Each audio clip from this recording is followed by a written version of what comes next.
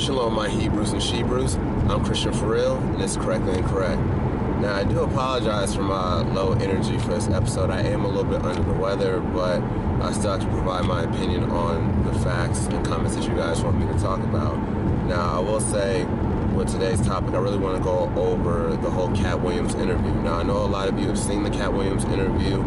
If you have not, I would suggest really seeing it. If you really want to get a good laugh and just raw roasting, I would suggest really watching that interview that he did.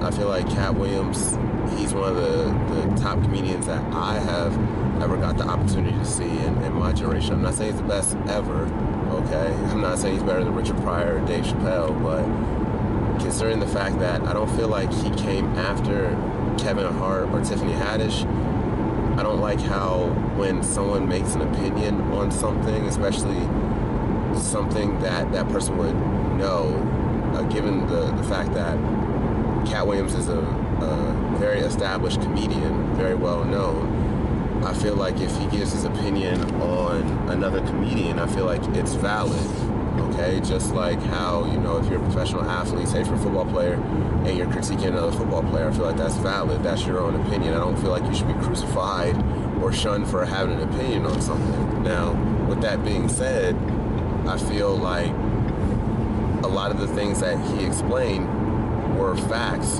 You know, I don't feel like he came after Kevin Hart, but being realistic, what classic, whether stand-up or what classic movie does Kevin Hart really have? And I mean, really think about it, because, you know, Mike Epps has not, I don't feel like Mike Epps has come after Kevin Hart. I don't feel like Katt Williams has come after Kevin Hart. It's just that I feel like Kevin Hart, he's the same person involved in all of his movies. You know, all of his movies just blend together. And I feel like with him and Tiffany Haddish doing this movie about night school, let's keep it 100. That movie's gonna flop, okay? Yeah, it's gonna make some money because it's Tiffany Haddish and Kevin Hart, but when you really think about it, being realistic, it's not gonna be a good movie. I'm sorry. I know this is my own personal opinion. I just don't feel like that's gonna be a funny movie. That's not a classic movie. Think about it, when people talk about Kevin Hart having a classic movie, they always go to Soul Plane, and that was what, like 12 years ago? Like, come on now. And if you put up Soul Plane against anything else, it's really not, it's not a classic movie. Now, I'm not saying Katt Williams is classic movies. Now, granted, he wasn't Friday, so Friday is a cult classic when you really want to think about it.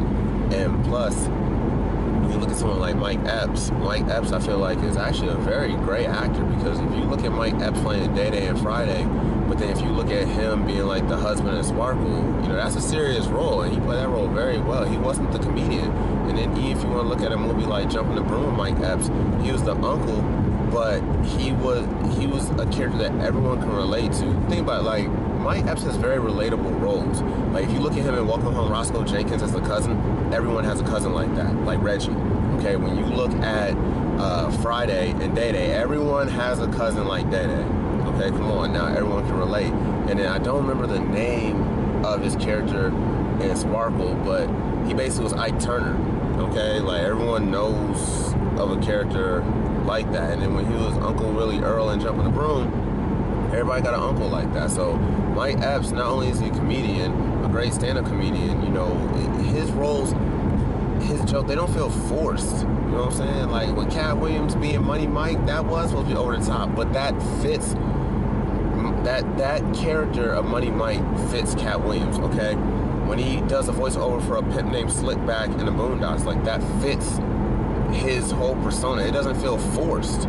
You know, he has a very unique voice. And with Dave Chappelle, I'm sorry, Dave Chappelle is my favorite comedian, like stand-up comedian. Like, it's just funny. And I'll even put Chris Rock up there too, because people be sleeping on Chris Rock. But even Chris Rock being in something like Death and the Funeral with Martin Lawrence, okay?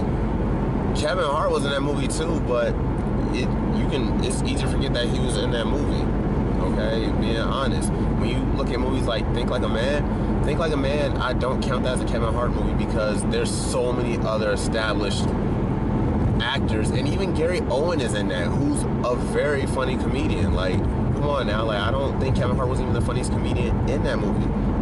And then going to Tiffany Haddish thing, like, I don't, she's kind of new to me. I really don't know her body of work. I'm not really going to knock her, but even with her and Girls Trip, honestly, my favorite is Regina Hall. I feel like she's funny, but soulful at the same time. Like, it's not forced. I mean, even if you want to watch something like Malibu's Most Wanted with Regina Hall in it, like, she's funny as Chandra. Like, it's just, like, I don't feel like, she's not even classified as a comedian. Like, it's just not forced. It's not, it's just different. If we go back to Welcome Home Roscoe Jenkins, even someone like Monique, okay, that she's just funny. Like, her character in Welcome Home Roscoe Jenkins, that wasn't forced, but then she could play a serious role like in Precious. Like, she's diverse, okay? Can Tiffany Haddish do that? Can she play the serious role and not be loud and ghetto? We don't know yet. And with Kevin Hart, he's always the short guy. He's always a short, funny guy. Like, he's just, okay, I understand now. Don't get me wrong. Like, Kevin Hart can roast people, okay?